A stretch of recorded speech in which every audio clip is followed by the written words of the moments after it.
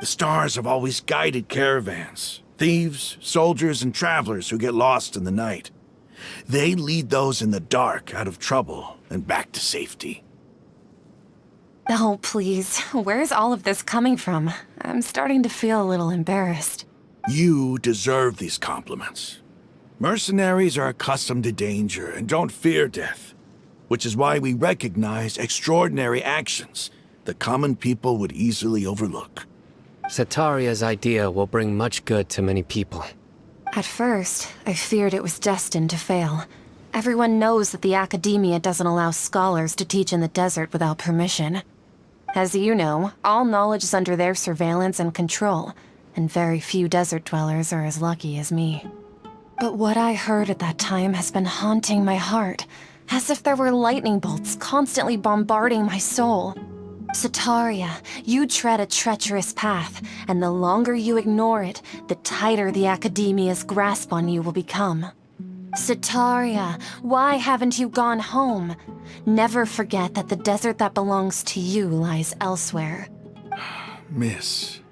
These words sparked something in me, and I knew that I had to bring something back to my people after going home. I gathered up the courage to approach the Grand Sage, only to find that he was no longer at the Academia. Lord Sino told me that Azar didn't belong there anymore. Azar has received much-needed punishment. Though, if you ask me, it may have been too light. You probably have already heard. Lord Sino helped me obtain permission to leave the Academia for the desert, and accompanied me here to discuss collaboration with members of the Eremites. My plan was able to go smoothly thanks to him and Rahman. You're all doing so much for the desert. Aside from that, I also have some other business to discuss with Sino. Lesser Lord Kusanali has allocated many resources to support and develop the desert. I've done some business for her, and part of it required the assistance of the Eremites. I applied for a few batches of educational materials from the Academia, and sent them to several groups in the desert, as instructed by Lesser Lord Kusanali. I believe the people will make good use of them. That's exactly what the people here need. Physical books and other related items. If it weren't for Sino and Lesser Lord Kusanali, I'm afraid we'd never be able to get our hands on them. Apart from this, the Academia is also recruiting scholars that are willing to teach in the desert. I'll let you and Setaria know as soon as I have any more news. We must be persistent about this, and maintain these resources to ensure long-term effectiveness. This is the first time in hundreds of years we've had a glimmer of hope. I think this may be the turning point for the desert. Remember these words. Here lies our faithful priest, Kasala. His wisdom is a miracle among the people, deserving of high praise and admiration. I hope people with wisdom like that priest will rise again among the desert dwellers. Then we'll once again see the wisdom and glory that once shook the world. Enough about us. Are you here to discuss some business too? No, not at all. We're actually here on behalf of Nilu. Nilu wanted to write to everyone, but she wasn't sure where the letters should be sent, so she asked us to come find everyone personally. A celebration feast will be held in 2 days at the Grand Bazaar. She hopes that all of you will be able to attend. At the feast, we'll also be celebrating Sino's reinstatement as General Mahamatra. Although, judging from your appearance, it seems you've already been reinstated. Paimon thought you would only start working for the Academia after the feast. Celebration?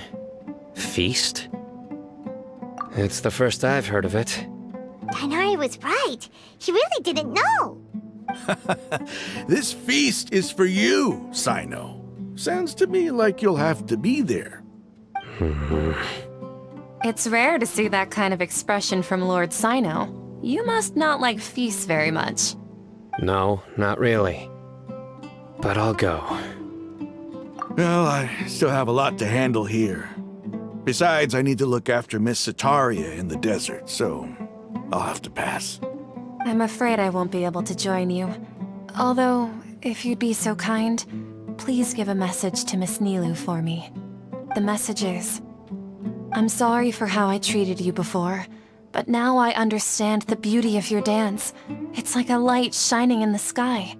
You and the art you symbolize are not only beautiful, but also lively and powerful, so much so that it was prohibited. Please keep dancing, and someday I'll be able to appreciate your art in person. Okay, we've got all that down. Our job here is complete as well.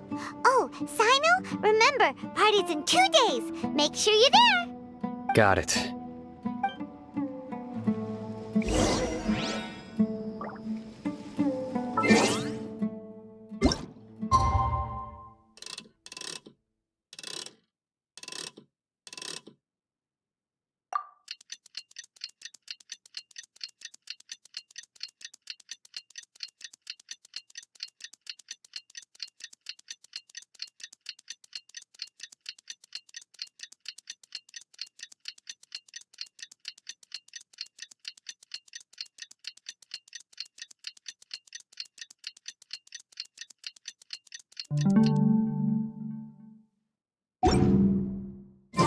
Today's the big day!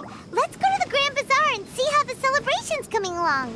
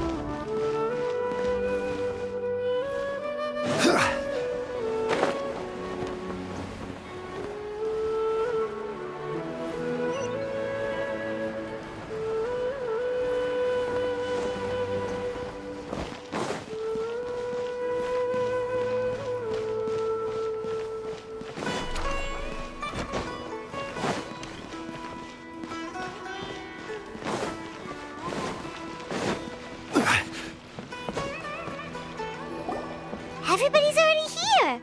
Looks like we're the last ones to arrive. You're here. Ah, there you are. Well, look who finally decided to show up. You look like you came here immediately after finishing up some work. I'm very happy to see you here. But we're not late, are we? It's just that everyone else arrived ahead of time. I propose that the last one who arrived be put in charge of today's speeches. Nah, there won't be any speeches today. Oh, really? Well, even better. Come join us over here. Let's share some great food and drinks, and chat about all sorts of fun things. Everything looks quite good. Wow! Paimon can't wait!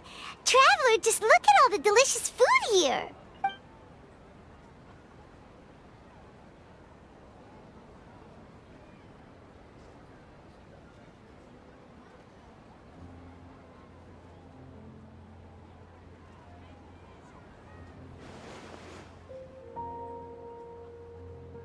Whoa!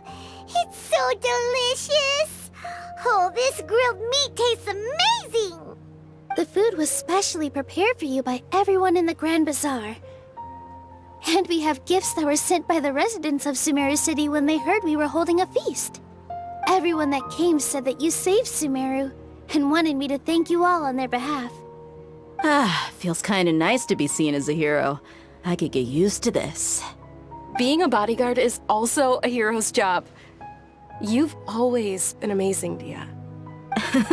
My lady sure has a way with words. Thanks. I'm glad to hear it. And I'm happy to meet everyone that participated in the great plan. Don't mention it. Come to think of it, we've really done something impressive together. It's unbelievable! We owe it to our abilities. And luck. Really? Why do I remember everybody thinking that luck was against us and feeling like we hardly had a chance of succeeding? That's how I remember it too. It's luck that brought us together, and it was luck that let us form a team.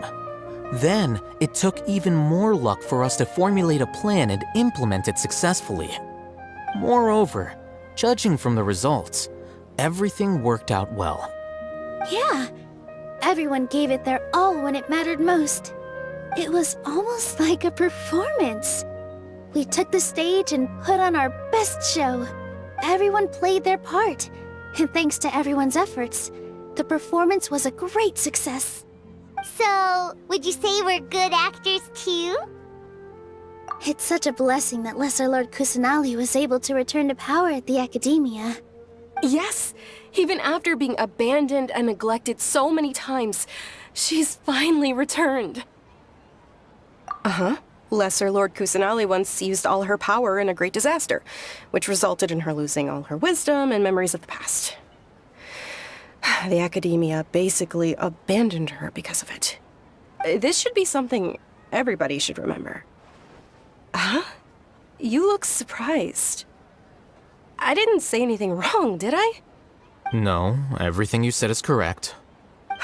That's good. Something wrong? Yeah, what's with that face?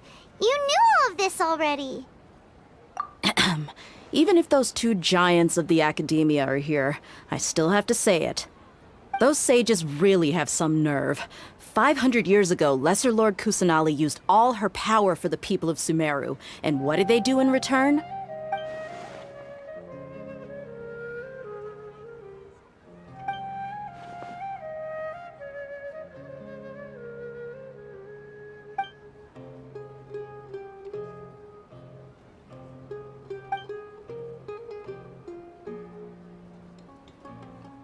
If you bite the hand that feeds you, don't act surprised when it turns into a knuckle sandwich, right, Sino? Perhaps I shouldn't say this, but their treatment of Lesser Lord Kusanali calls for a more severe punishment. You could simply tell Lesser Lord Kusanali that you wish to have Azar and his accomplices severely punished. I respect our deity's decision, and won't interfere in any way. While we're on this topic, why didn't you accept the Academia's invitation to become the Grand Sage? Are you trying to say that I'm fit to be a sage? Not at all. But every person handling the selection process has said that you are the most suitable candidate to lead the Academia right now. Why? Because he dethroned Azar from power? Could you try to put it another way? This is a good thing, yet you're making it sound like I overthrew Azar for my own personal gain. But seriously, though, I always wondered if you had some personal motives behind it. I did have my own motive, but it had nothing to do with being a sage. If the rules of our nation were suddenly cast by the wayside, then it wouldn't be long until chaos ensued.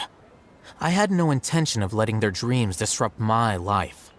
By that, you mean your life working as the Academia's scribe. Precisely. Wait, is that all? So, that's the only reason why you joined us and came up with all those plans? It's reason enough. You've certainly got quite the personality. You flatter me. All right then. How about you? You've already resumed work as the General Mahamatra, right?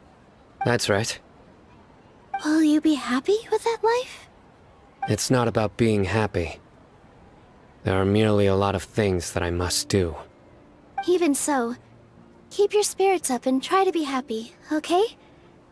And try to smile more every day, just like I'm doing now. Thank you. I'll keep that in mind.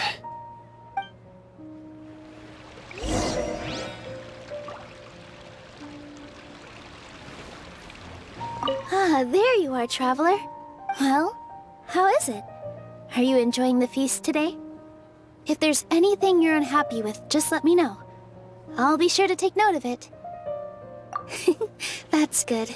It's the first time I've ever invited so many exceptional people to one place. I was a little nervous myself. You see, every guest here is quite extraordinary. It's unbelievable that we've got everyone together here. Almost like a fairy tale. Make sure you live it up tonight. I'll be happy as long as you're enjoying yourselves. I'm honored to have her think of me this way. If I have a chance in the future, I would really like to invite her to one of my performances. I can't explain why, but I just feel elated right now. Thank you.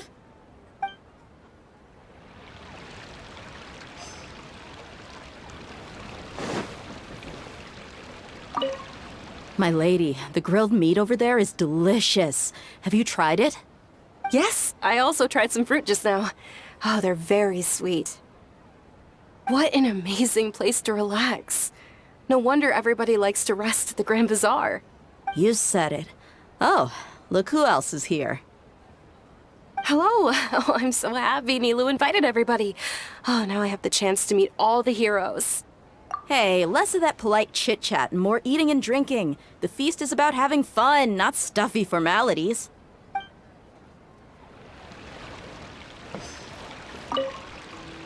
I seldom participate in such lively gatherings, but the atmosphere here is quite good. No, this gathering today has a unique meaning. The Grand Bazaar is lively because the people here feel happiness from the bottom of their hearts, unlike the farces at the Academia. That happiness is an emotion that'll be forever alien to those bookworms who have driven themselves insane by studying. I seem to have taken both keys when I left the house. Oh well.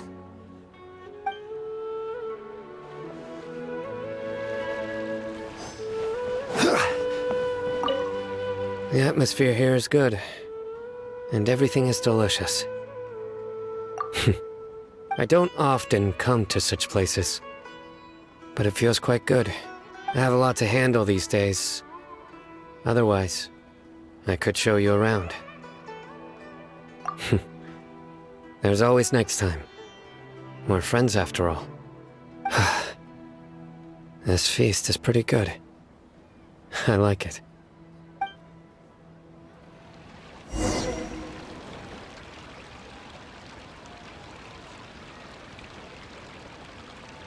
Hey, what's wrong? Your head is starting to droop. Hey, you can't just fall asleep here. Paimon will go find something delicious for you to eat. You'll wake up once you've put something yummy in your tummy. Of course, just wait here for Paimon.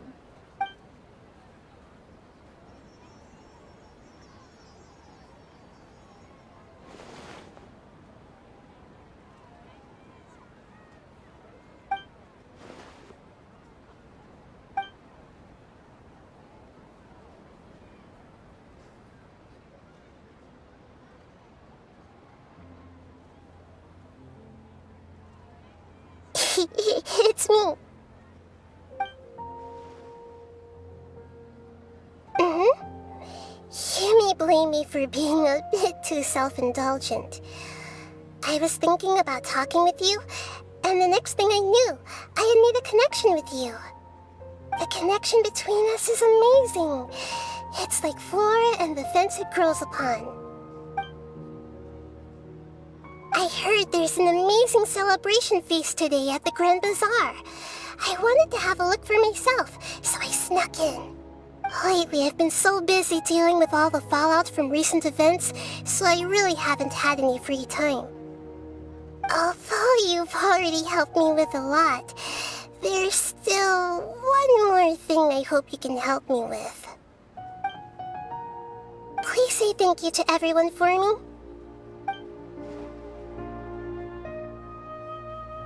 Oh, is it not convenient for you to do that for me?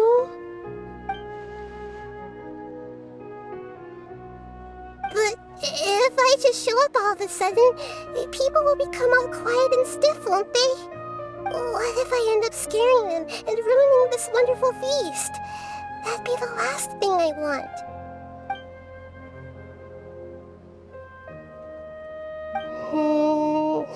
Let me think about it. Okay. Yes, I have.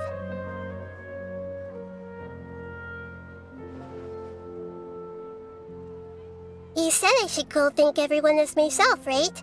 So, I've decided to borrow your body for the time being. Please don't blame me. The Flora also climbs up to the fence to get closer to the sky.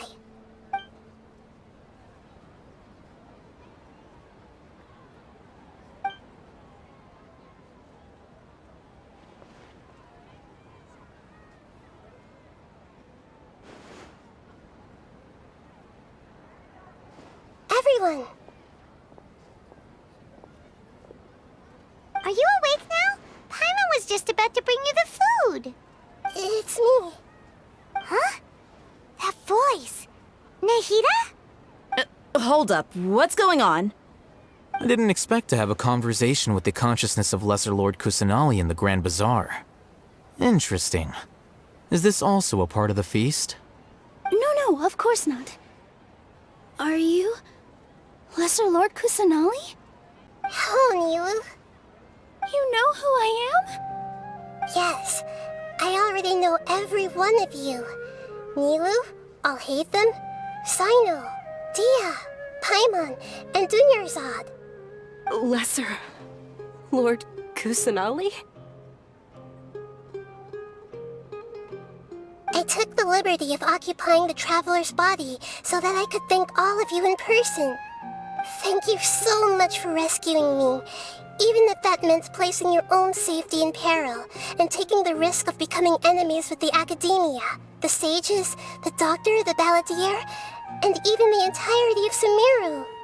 Without you, without any of you, I would have been in a much more difficult situation. Had you not helped me to resolve the crisis, not only I, but Sumeru and even the entirety of Tevat would have suffered great misfortune. People refer to you as the heroes who managed to rescue a god. I'm quite fond of this name. It not only explains your identities, but also bears witness to your relationship with me. Please, allow me to present to you my most sincere gratitude. Lesser Lord Kusanali, you have done so much for Sumeru, and I didn't even have a chance to do anything for you. You don't have to do this. Dunyarzad, the suffering you endured during your illness is also proof of you being with me and praying for me. Thank you. You don't need to be so ceremonious. It's always been my duty to protect you. This is how the relationship between the Academia and Dendro Archon should be. We just did what was necessary and set things back on the right path. You're an Archon, but you act so humble. You really don't need to be so polite with us. I'm honored to have been able to take part in this plan. I hoped you liked the dance I dedicated to you. Thank you, all of you. Thank you so much.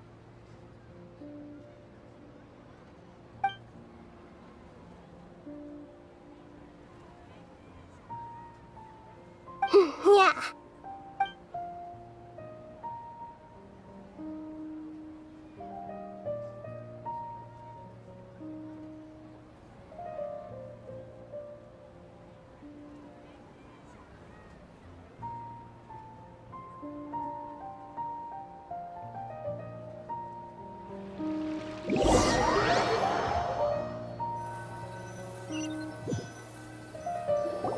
Are you awake? Did you rest well? After Nahida left, you ate a lot of food. You've become a glutton. That just means you still have a lot to learn from Master Paimon, the Sage of Gluttony. Alright, since you're awake now, should we go and have a chat with Nahida? She should be in the Academia right about now. If you have any questions, now's your chance to ask.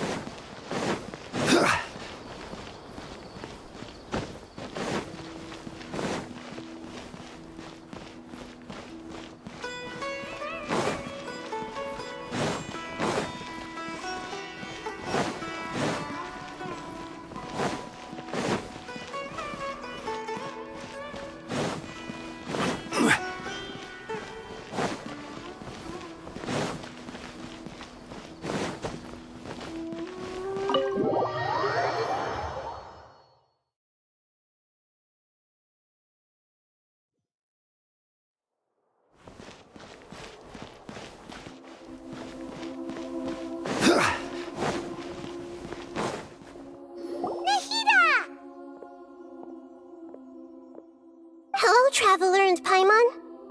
What a fantastic night. I'm still immersed in all the happiness and joy, like a candle floating on water.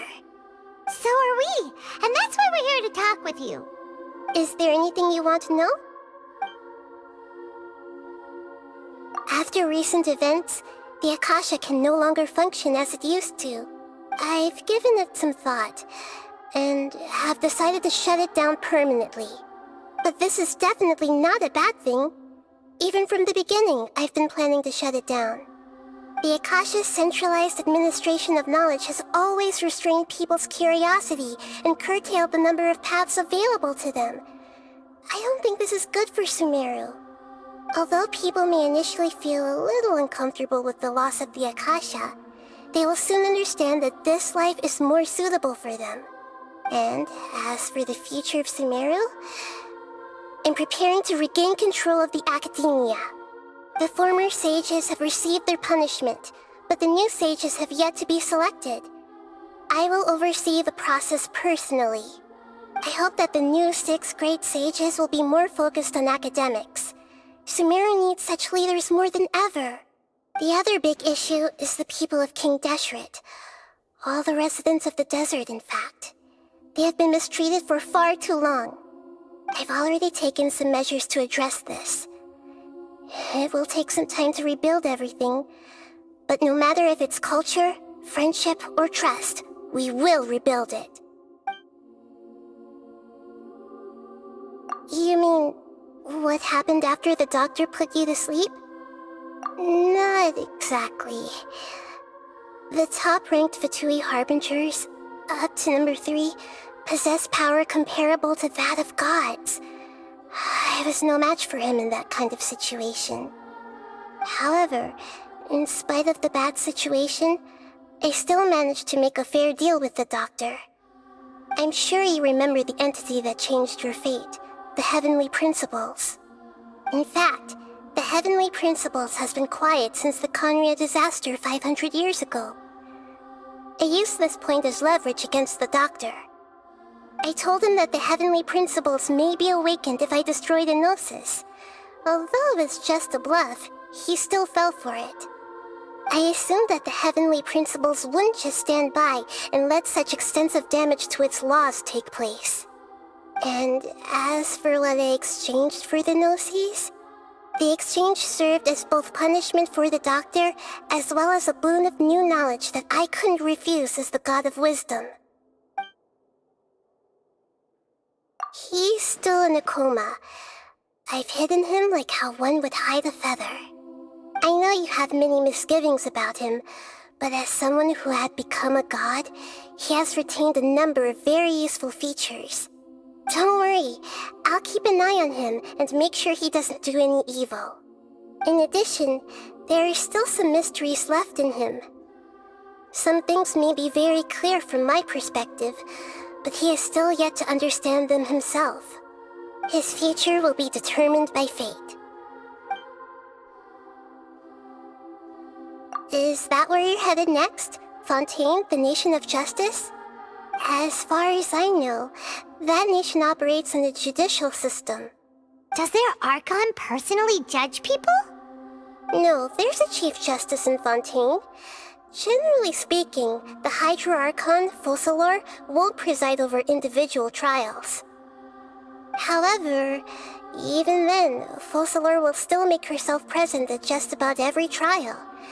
It seems that she just likes to immerse herself in that sort of atmosphere. As Archon, she still reserves the right to influence the final verdict. Anyway, let's just say she's got, a very unique personality. Are you sure? Isn't there something else you haven't asked about yet? Huh?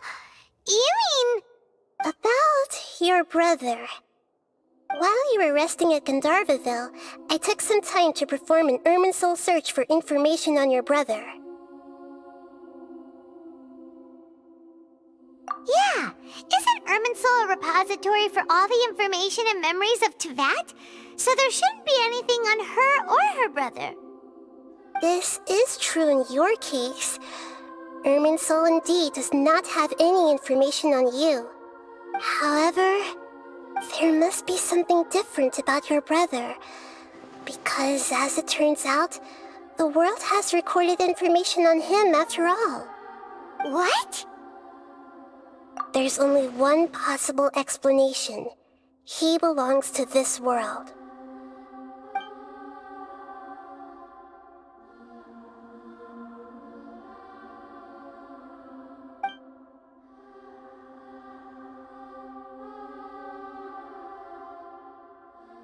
But nothing about this makes any sense! Wasn't this your first trip to Teyvat? According to the records I was able to access, your sibling suddenly appeared in Conria. After the Conria disaster, he began his journey through the 7 nations of Teyvat. But just as his journey was about to reach its conclusion, the Irminsul records on him suddenly become fuzzy. What do you mean, fuzzy? Did something happen to him?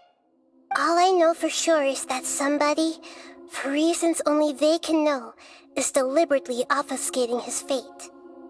And whoever it is, if they can do that, who knows what else they're capable of. But even that wouldn't explain how he somehow comes from this world.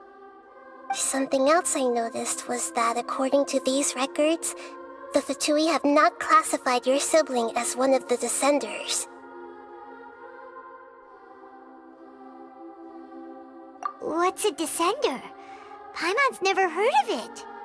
Look, I'm sure you must be curious about the information I received from the Fatui in return for my gnosis, right? A very important part of the intel was about this world's Descenders. External beings, ones that don't belong to this world. Traveler, you are Teyvat's 4th Descender. Huh? So the Fatui count 3 other Descenders before the Traveler, and her brother isn't even one of them? That's right. My current hypothesis is that the first Descender was likely what we now call the Heavenly Principles. As for the other Descenders, I still need to verify their existence. It could take me some time. Paimon's head's about to burst from all this crazy new information. And yet, even knowing all this, I'm sure you must still have a lot of unanswered questions. I must say, I truly regret that I can't help you more as the God of Wisdom. There are many questions in my heart as well. I will need some time to go through each one of them. And soon, you'll also begin your journey anew and depart from Sumeru. I'm very interested in your future. It's a journey that can't be observed or recorded by this world. If fate is the ultimate knowledge, then your future will be the ultimate fate. Paimon's sure glad we got to meet you, Nahida. The pleasure is all mine. I can't thank you enough. Alright, that's enough talk for today. If you ever miss me, just close your eyes, and maybe I'll appear in your dreams.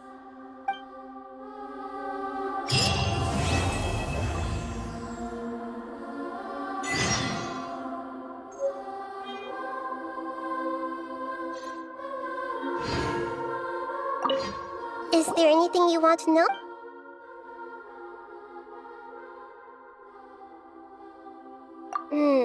According to the records I was able to access, your sibling suddenly appeared after the Conria disaster. He began his journey through the 7 nations of Teyvat.